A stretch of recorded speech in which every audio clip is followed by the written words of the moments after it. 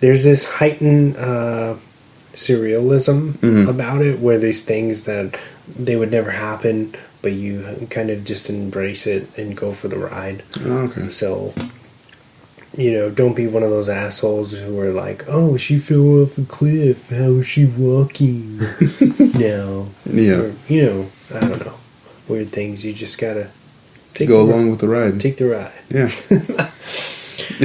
Anything else, guys? Any other movies? Well, I got a few for you. I don't know if you've seen it, James. I know Wesley saw it. Won't You Be My Neighbor? I haven't. I actually wanted to get that. Yeah, the Mr. Rogers documentary. Yeah. That was one of my favorite films of the year. I heard that was really good. It's so good, man. It hits you in the right places too. Yeah. It's got a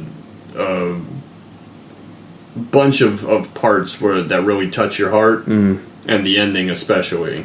Yeah. Really touches your heart, man. I was a huge Mr. Rogers fan since I was young. I used to watch that in Sesame Street all the time. I think a lot of people our age, and your age too, are like, it sucks because my brother has no idea who Mr. Rogers is, aside from hearing people talk about him. How old is your brother? He's 20. And he doesn't know who Mr. Rogers is? No.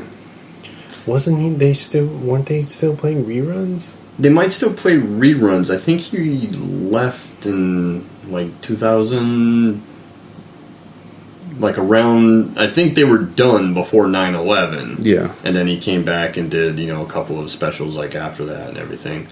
But they were still playing reruns. They don't still play them? I don't know, because I'm not home at that time of the day on PBS. I know that Sesame Street.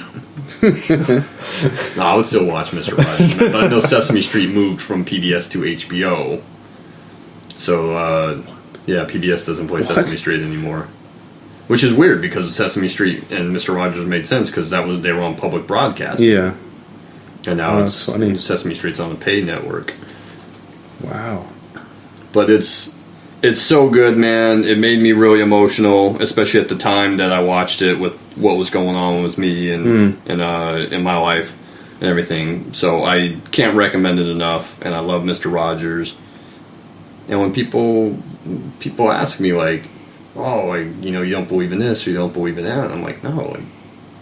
I learned how to be a good person by watching Mr. Rogers. I don't need to, have someone threaten me by saying, if you don't do this, you're going to go to hell or something. Yeah. Mr. Rogers said, like, be nice and be kind to people and everything, and that's what I try to do based on that. And that documentary is moral fantastic. compass. Yeah. Yeah. Yeah, he was a kind, just gentle, caring person. And he said there needs to be more of this. Oh, yeah. In the world, and you can't go wrong with that advice. Be nice, be kind, treat people with respect. Wesley, your thoughts? Because I know you watched it. I loved it, man. The way that they put that together, and it was kind of like paying tribute to this immortal figure in pop culture.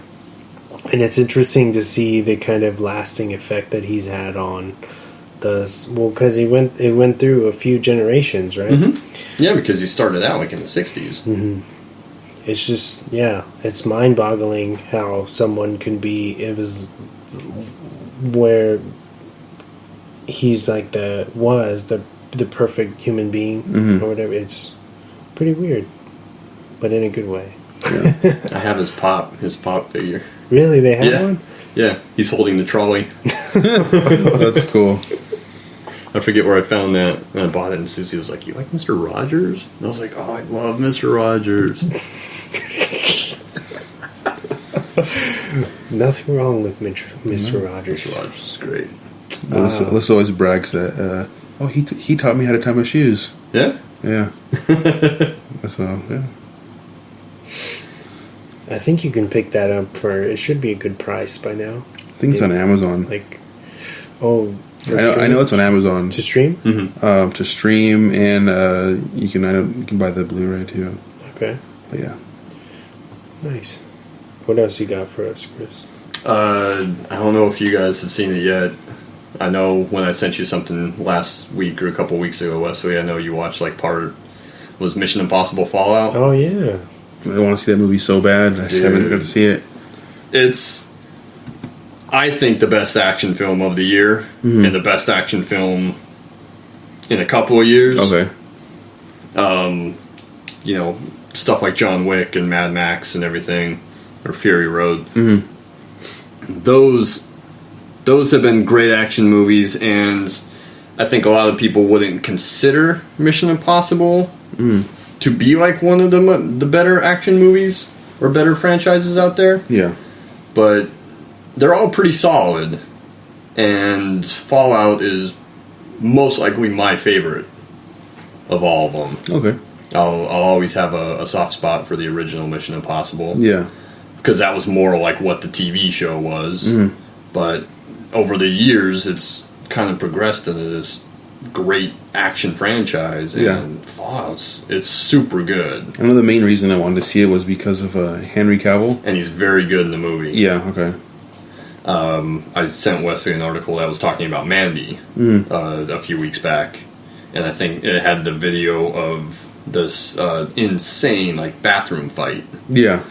And I remember Wesley saw it and he's like, dude, that bathroom fight is crazy. Yeah. I have to watch that movie. Yeah. And I was like, dude, if you think that's crazy, that's like one of maybe 3 fight scenes, and there's like a few chase scenes that are really, really incredible.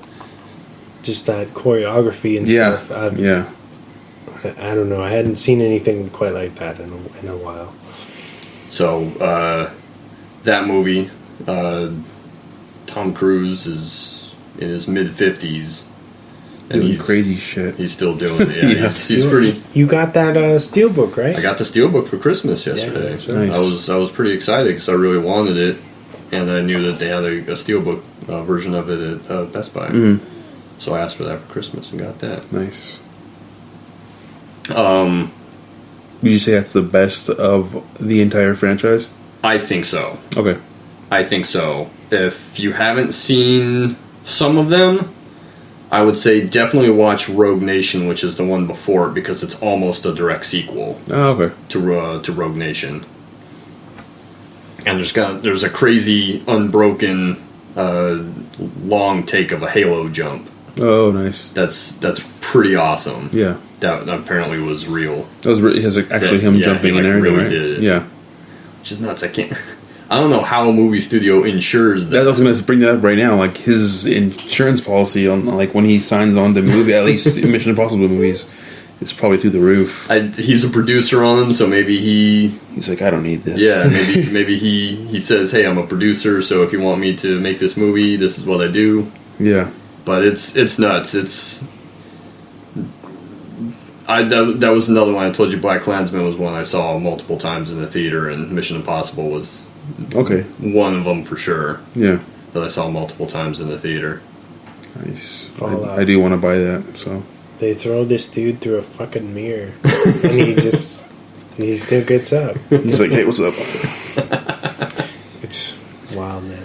But for sure, watch Rogue Nation before you watch this, because it pretty much leads directly into this. Is that Rogue Nation is one where he's on the side of the airplane? Mm-hmm. At the beginning of the movie, he's on the side of the airplane. Okay, see, I haven't seen that one. That's what I was thinking.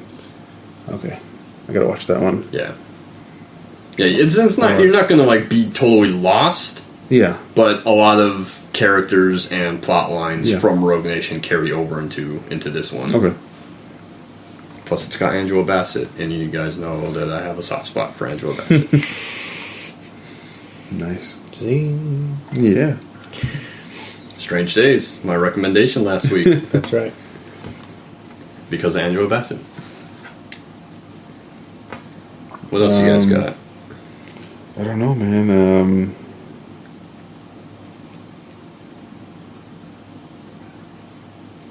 I'll say it. Demon House. I thought it was actually pretty good. I enjoyed it. So, it's good. I thought it was pretty good. A cool, I still haven't watched it. A cool, extended, better quality episode of Ghost Adventures, if you will. Yeah, I thought it was pretty cool, the whole history of this house that Zach Baggins purchased, supposedly haunted, demons and stuff are in that house, and he tries to capture it. Like, if you've seen Ghost Adventures, you won't see anything really new, I guess, in this, but it's a stronger narrative. A stronger narrative. Like I said, it's definitely a higher quality of Ghost Adventures, but extended. They do some really, really cool reenactments that are very creepy. Some real, like, footage where you can, at least it seems like they have something real, rather than them just fucking around.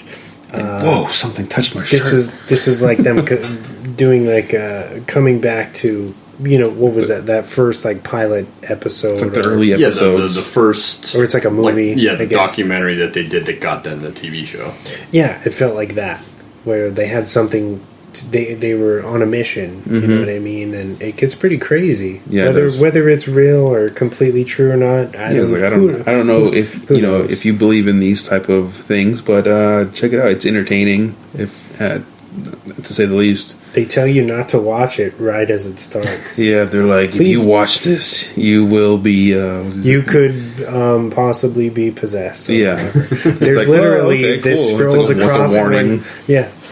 To not watch it, and it's like, well, maybe that's not. Maybe you shouldn't put that in the beginning of your movie. Yeah, but yeah, it's an entertaining movie. I enjoy Ghost Adventures when it's not like stupid and when they're not, and hamming it up so hard to make something happen.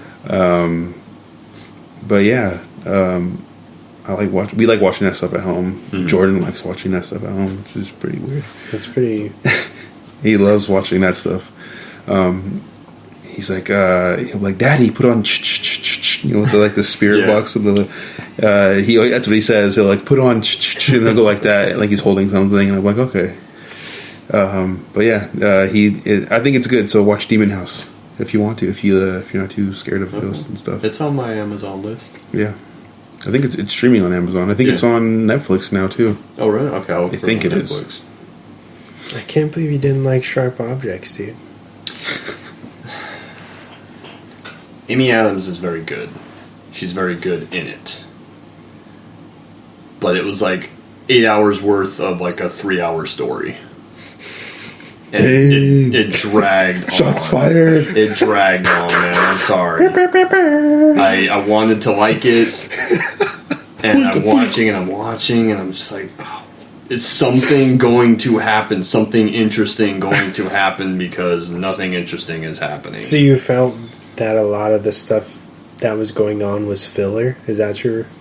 Pretty much. I know it's supposed to inform the character, like what's going on, but like, I don't give a fuck about the inner workings of the town. I was so bored by it. I really wanted to like it, man. I really wanted to like it. I liked Big Little Lies, but I did not like Sharp Objects. I was bored. I was very shocked by him saying this. I wanted to like it really bad, man. I wanted to like it, and then it was so I've sat through 8 hours, and like the last 10 seconds are actually important. I was like, it took me 8 hours to get to like that last 10 seconds. Like nobody's talking about. That's funny. I'm probably in the minority. I love Amy Adams. She's very good in it. She deserves all the praise for that. And it had great music. It did, actually. It had really great music. I looked up a lot of the music that I heard in that I didn't know already, but I was bored. Yeah, those the different intros were very cool. Sorry to get off. No, that was one of my favorite things. That was a random. What else, guys? All done? No, I got at least a couple of shout outs I want to throw out there. What do you got? The Hate You Give. Oh, I didn't need to see that one. It was a very, very good movie. That's another one I don't know if it did well, unfortunately. But it was very good, based on a young adult novel that's been very popular the last 2-3 years it's been out. deals with